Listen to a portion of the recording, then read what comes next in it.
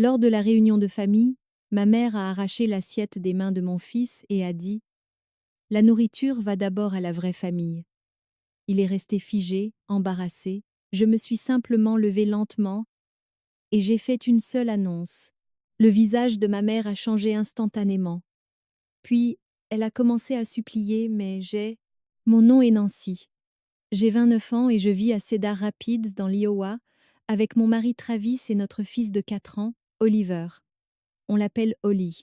Et je dois vous raconter ce qui s'est passé à la réunion de famille de ma mère en juillet dernier parce que, honnêtement, j'ai encore de la colère rien qu'en y pensant. Ma propre mère a arraché de la nourriture des mains de mon enfant devant tout le monde et lui a dit qu'il n'était pas de la vraie famille. Elle a fait ça à un petit garçon de 4 ans. Et ce que j'ai fait ensuite a tout changé entre nous. Mais vous devez d'abord comprendre qui est ma mère. Ma mère, Diane, a 56 ans. Elle est bruyante, dramatique et a toujours eu besoin d'être sous les projecteurs. En grandissant, tout tournait autour d'elle. Ses humeurs, ses problèmes, ses besoins. Si Diane était contrariée, toute la maison en souffrait. Mais elle pouvait aussi être la femme la plus charmante de la pièce quand cela l'arrangeait. Donc, tout le monde à l'extérieur pensait qu'elle était merveilleuse. Pendant la majeure partie de ma vie d'adulte, j'ai été sa conseillère personnelle pour résoudre ses problèmes. Un souci de voiture? Appelle Nancy. Elle ne comprend pas une facture? Nancy s'en occupe. Une dispute? Avec son petit ami? Nancy vient tout de suite. Et je venais toujours, à chaque fois, parce que c'est ma mère, n'est-ce pas? C'est ce que font les filles. Mon mari Travis me dit depuis des années qu'elle profite de moi, et je devenais toujours défensive. C'est ma mère, Travis. Et il répondait: Je veux juste que tu arrêtes de t'immoler par le feu pour qu'elle reste au chaud. Plutôt sage pour un gars qui regarde le football 6 jours par semaine, honnêtement. Maintenant, parlons de Rick. Rick est le petit ami de ma mère. Il a 46 ans. Elle en a 56. Elle est très fière de cet écart d'âge et le mentionne dès qu'elle en a l'occasion. Quand Rick est entré dans sa vie il y a 3 ans, tout le reste a cessé d'avoir de l'importance pour elle. Ma vie, mon enfant, rien n'était aussi intéressant que ce que Rick faisait. Et cela nous amène à Holly. Voici quelque chose d'important. Holly n'est pas le fils biologique de Travis. Son père biologique a disparu avant sa naissance. Travis est entré dans nos vies quand Holly avait environ 1 an et l'a adopté complètement. Il est le père d'Holly de toutes les manières possibles. Les histoires au coucher, le coaching au T-ball, les pancakes en forme de dinosaure le samedi matin, la totale. Mais ma mère n'a jamais pleinement traité Holly comme son petit-fils. Elle achetait des cadeaux d'anniversaire pour la fille de ma sœur Corinne, Harper, mais oubliait Holly. Elle mettait des photos d'Harper sur son frigo, mais pas les siennes. Elle l'appelait « ton garçon » au lieu de « mon petit-fils ». Des petites choses toxiques pour lesquelles je continuais à trouver des excuses. Ma sœur Corinne, 27 ans, vit à Des Moines. C'est elle qui l'a fait remarquer en premier. À Thanksgiving, elle m'a prise à part et a dit: Nancy, maman traite Holly différemment et tu le sais. Je lui ai répondu que maman était juste vieille école. Corinne m'a lancé ce regard qu'elle donne quand elle pense que je délire et a dit: Je t'aime, mais réveille-toi. Je ne l'ai pas fait. Pas encore.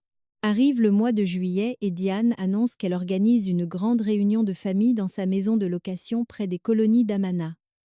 Elle invite tout le monde, tantes, oncles, cousins, que je n'ai pas vus depuis des années. Et devinez qui elle appelle tous les jours pendant des semaines pour s'occuper de l'organisation? Moi. Va chercher les tables, Nancy. Conduis jusqu'à Iowa City pour une nappe, Nancy. Viens planifier le menu, Nancy. Et j'ai tout fait parce que c'est ce que je fais toujours. Le jour de la réunion, Travis m'a aidé à charger la voiture sans se plaindre, mais je pouvais voir la tension dans sa mâchoire. Il a embrassé mon front et a dit: Essayons juste de passer une bonne journée. Nous sommes arrivés tôt. Maman aboyait des ordres à Rick, qui avait l'air de vouloir être n'importe où ailleurs. Corinne est arrivée avec Harper. Ma tante Glenda et mon oncle Paul sont venus de Davenport. Ma cousine Tasha a amené ses 2 garçons. C'était sympa au début. Cette énergie familiale bruyante et chaotique. La nourriture était sous forme de buffet, porc effiloché, salade de choux, haricots blancs, pain de maïs. Je dois reconnaître une chose à ma mère. Elle sait cuisiner. Elle a annoncé qu'il était temps de manger. Oli était affamé après avoir couru tout l'après-midi. Je lui ai préparé une assiette et je l'ai posée devant lui à la table des enfants. Il a attrapé sa fourchette en souriant et a dit « Maman, ça a l'air trop bon. » C'est là que ma mère s'est approchée. Elle ne m'a pas regardée. Elle s'est penchée, a pris l'assiette d'Oli et a dit assez fort pour que tout le monde aux alentours entende. La nourriture va d'abord à la vraie famille. Il peut attendre. Oli s'est figé, sa fourchette toujours à la main, les yeux écarquillés. Et je l'ai vu sur son visage. L'embarras. Mon fils de 4 ans était assis là, se sentant honteux, parce que sa grand-mère lui disait qu'il n'était pas à sa place. La table est devenue silencieuse. La tête de Corinne s'est tournée brusquement vers maman. Tante Glenda a eu un hoquet de surprise.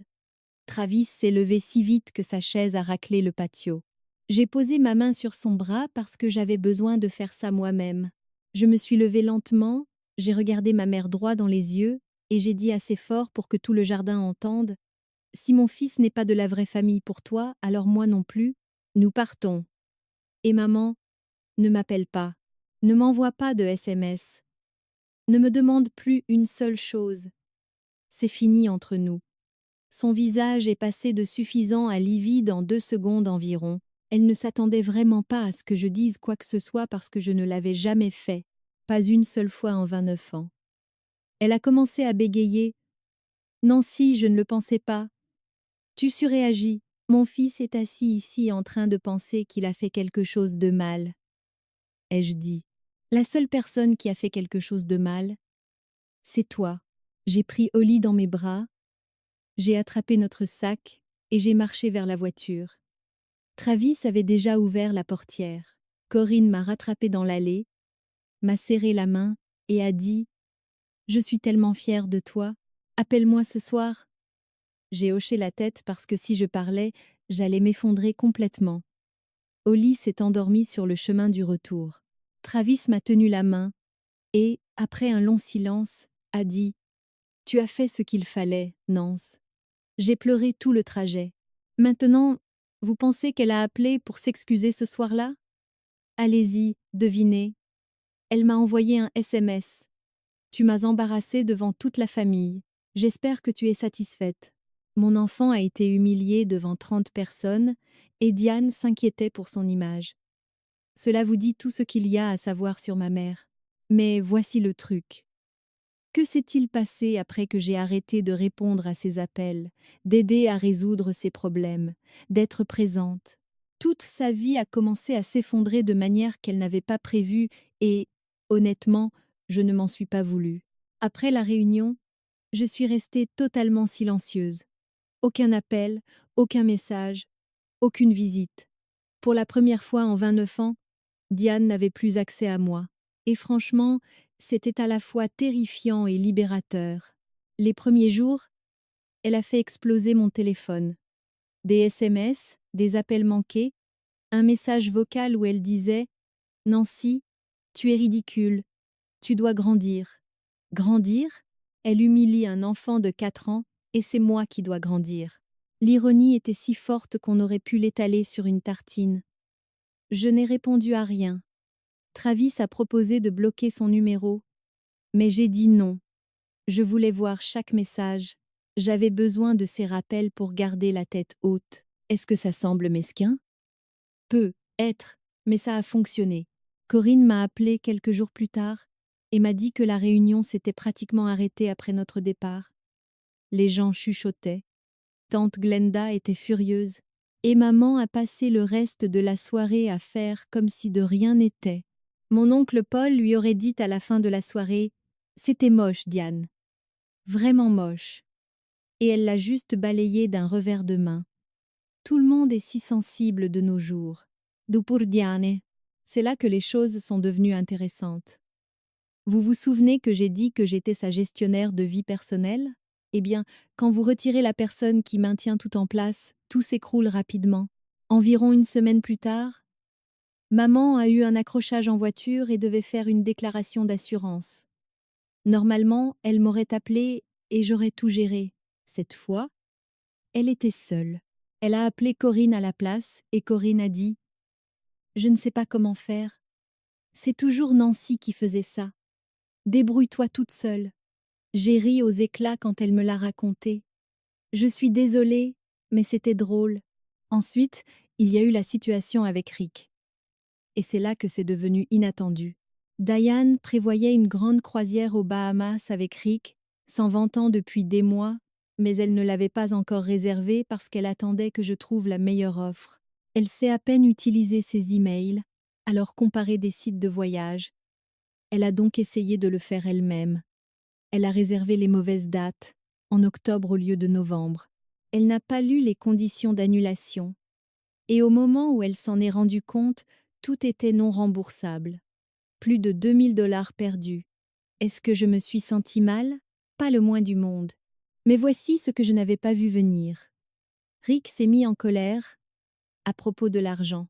Pas une colère bruyante, une colère froide. Le genre de colère où quelqu'un devient silencieux et vous savez que quelque chose a basculé. Corinne a appris par tante Glenda que Rick avait dit à Diane: Tu n'es même pas capable de réserver un voyage sans que ta fille ne le fasse pour toi. Et Diane a pété les plombs sur lui. Crie, pleure, la totale. Parce que c'est ce qu'elle fait. Quand quelqu'un lui tend un miroir, elle le brise. Ils n'ont pas rompu tout de suite, mais c'est devenu très tendu. Rick a commencé à rester plus souvent dans son propre appartement, et naturellement, Diane m'a blâmée.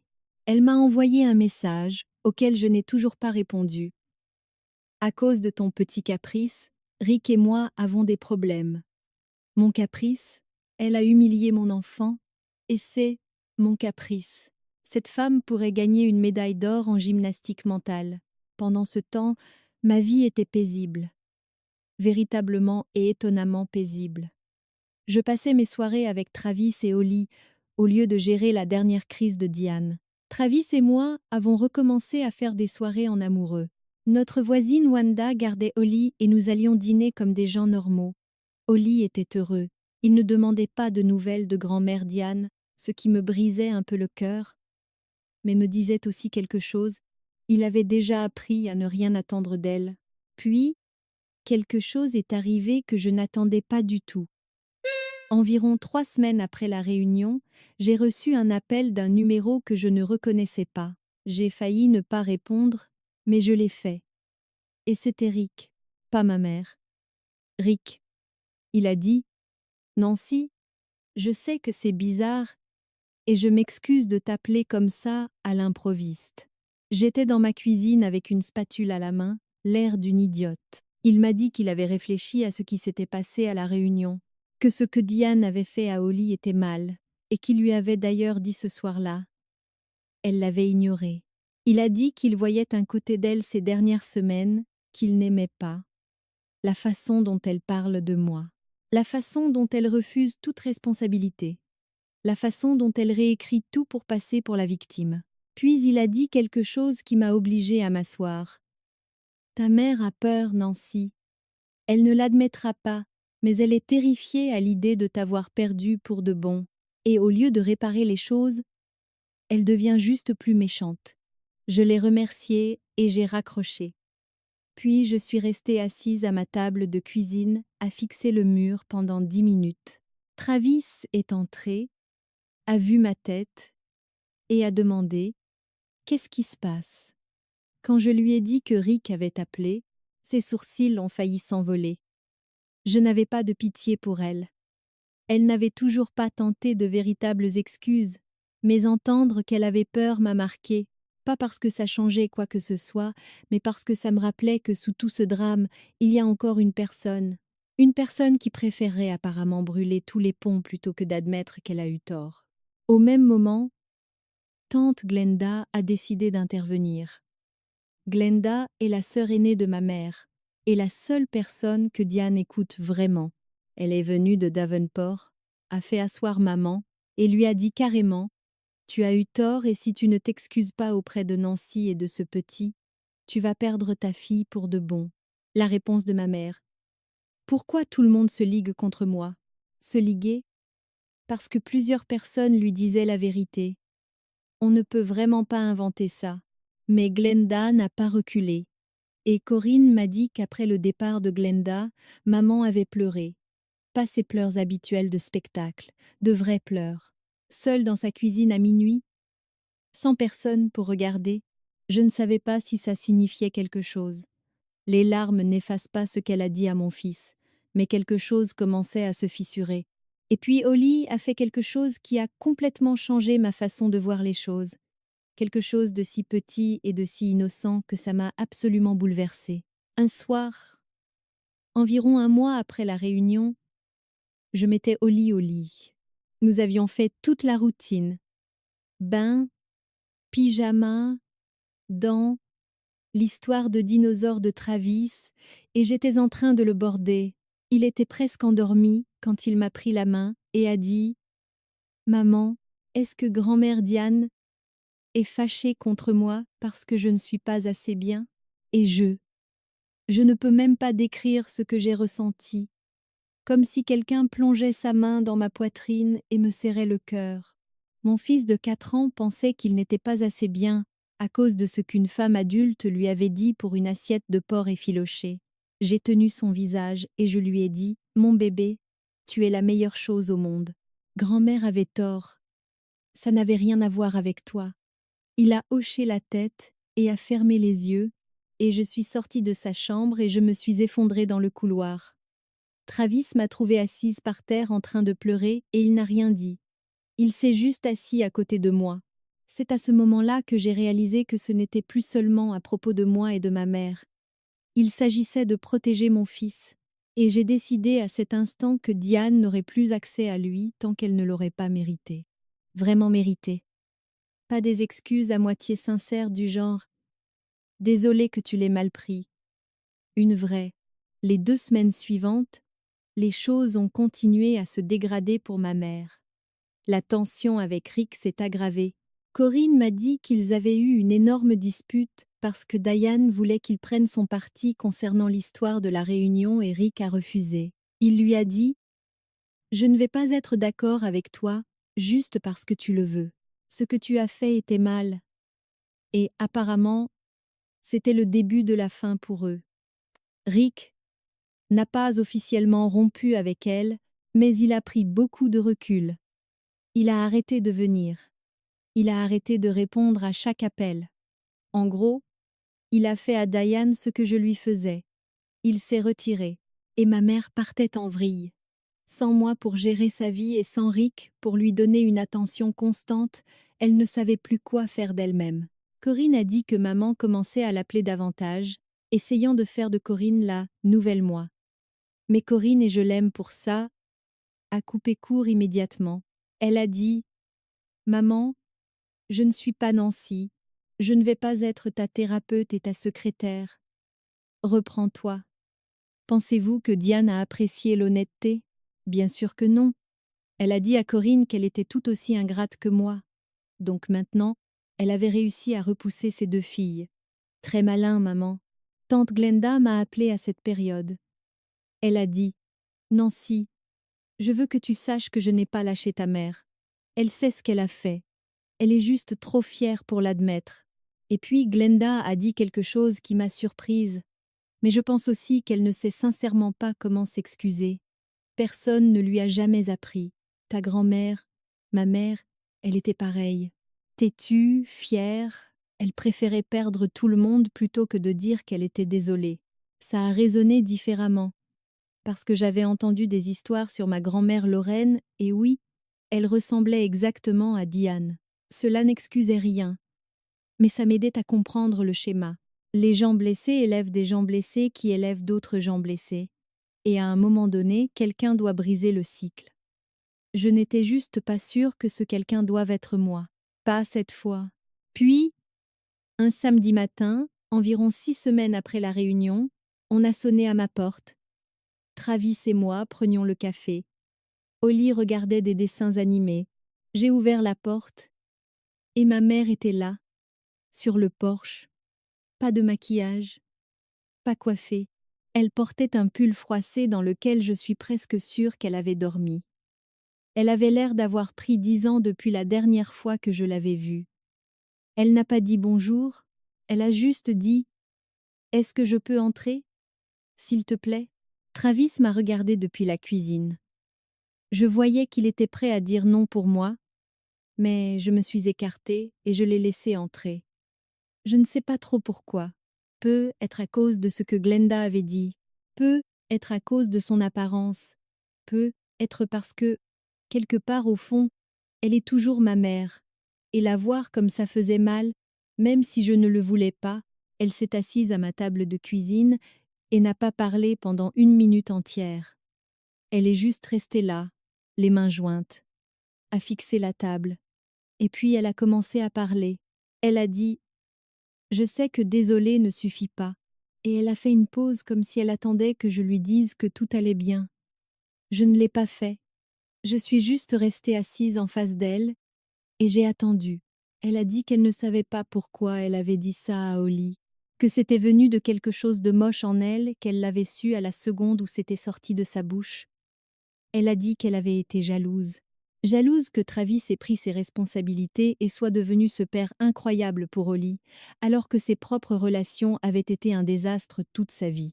Elle a dit que voir Travis avec Holly lui rappelait tout ce qu'elle n'avait jamais eu, et qu'au lieu d'être heureuse pour moi, elle avait ressenti de la rancœur. Honnêtement, je ne m'attendais pas à ce qu'elle dise ça.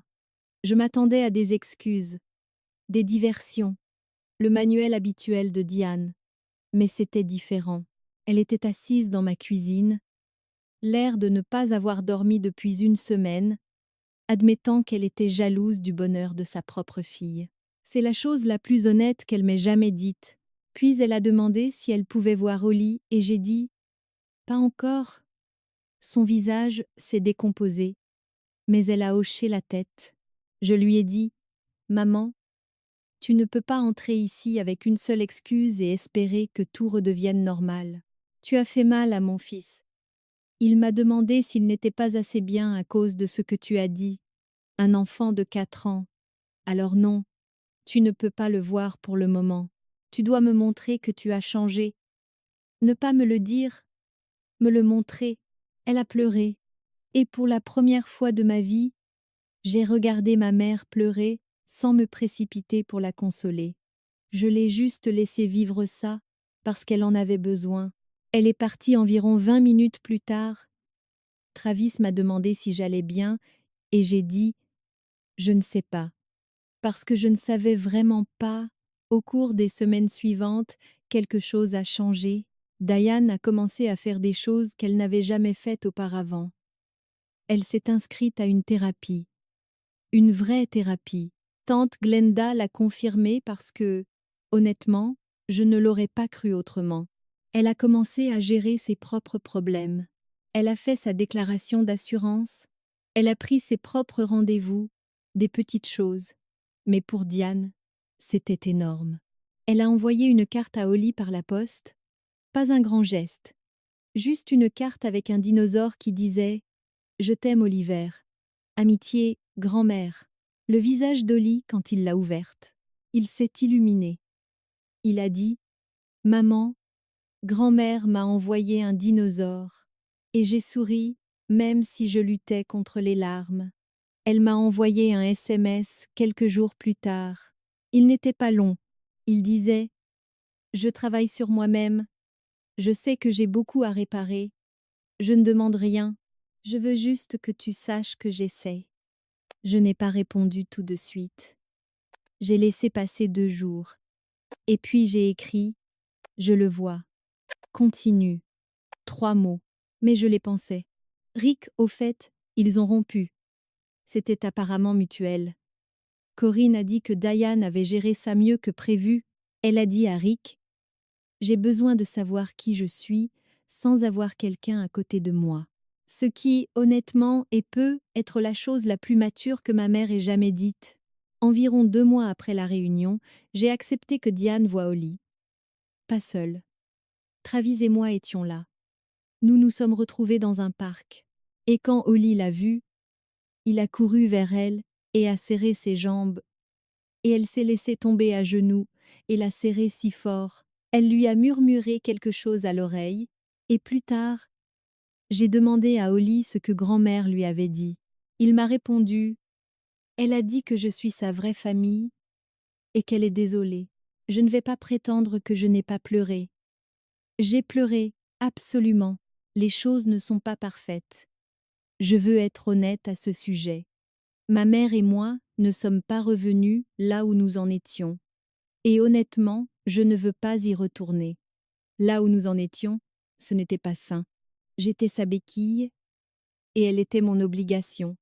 Ce que nous construisons maintenant est différent, quelque chose avec de vraies limites. Elle ne m'appelle plus pour régler ses problèmes. Elle m'appelle pour parler, pour prendre des nouvelles d'Oli, pour me parler de ses séances de thérapie qu'elle suit sérieusement. Est-elle toujours Diane? Bien sûr qu'elle l'est. Elle dit toujours des choses sans réfléchir parfois. Elle rend toujours tout un peu plus dramatique que nécessaire. Mais elle essaie. Et elle le fait pour de vrai, pas pour le spectacle. Travis m'a dit l'autre jour « Je n'aurais jamais pensé dire ça, mais je crois que ta mère est enfin en train de grandir. » Et j'ai ri, parce qu'il a raison. À 56 ans, Diane est enfin en train de grandir. Quant à moi, j'ai appris qu'aimer quelqu'un ne signifie pas le porter à bout de bras. Cela signifie rester assez ferme pour qu'il doive apprendre à se porter lui-même. J'ai passé 29 ans à penser que j'étais une bonne fille en sacrifiant tout pour ma mère. Mais la chose la plus aimante que j'ai jamais faite pour elle a été de quitter cette table et de l'obliger à se regarder en face. Oli va super bien d'ailleurs. Il commence la maternelle à l'automne.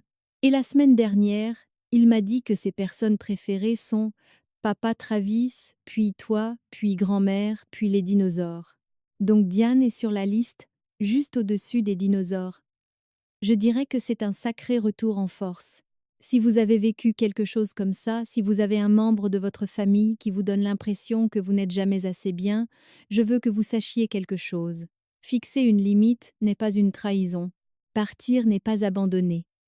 Parfois, les gens qui vous aiment le plus sont ceux qui ont besoin d'entendre les vérités les plus dures. Et parfois, ils finissent par écouter. Merci beaucoup d'être resté avec moi tout au long de cette histoire. Si elle a résonné en vous, j'aimerais vraiment que vous cliquiez sur le bouton « J'aime ». Et si vous avez vécu quelque chose de similaire, ou si vous n'êtes pas d'accord avec la façon dont j'ai géré les choses, laissez un commentaire. Je veux sincèrement connaître vos pensées. Chaque histoire est différente et chaque opinion compte. Merci d'avoir regardé et prenez soin de vous.